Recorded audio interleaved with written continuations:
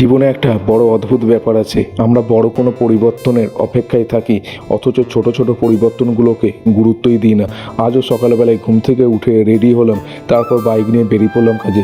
যাই হোক, আগে ইন্ট্রোটা দিই নিই। নমস্কার বাঙালি, আমি রাহুল। নাম তো শুনেছো নিশ্চয়ই, আর না শুনলেও এখন তো রোজই শুনছো আমার ব্লগে। আজকে আমার টার্গেটের 144 নম্বর দিন। অফিসে পৌঁছেই কাজ শুরু করলাম। কিছুক্ষণ পরেই চলে এলো টিফিন খেয়ে আবার কাজে বসে পড়লাম। কাজ করতে করতে মনে হলো প্রত্যেক দিন একই কাজ করছি ঠিকই, কিন্তু প্রত্যেক দিনের আমি কি আগের মতনই আছি? হয়তো না। প্রত্যেক দিন একটু একটু করে কিছু শিখছি, কিছু বুঝছি, আর সামনে এগিয়ে যাওয়ার চেষ্টা করছি। মাঝে মাঝে জীবন খুব সাধারণ লাগে, কিন্তু সেই সাধারণ জীবনের মাঝেই লুকিয়ে থাকে অনেক ছোট ছোট গল্প। দেখতে দেখতে সন্ধ্যা হয়ে গেল।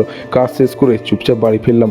আজকের দিনটাও শেষ, কিন্তু মনে রেখো, ছোট একটা পদক্ষেপও যদি সঠিক দিকে হয়, একদিন সেটাই অনেক দূর নিয়ে যাবে। দেখা হবে 145 নম্বর দিনে। ততক্ষণের জন্য বাই।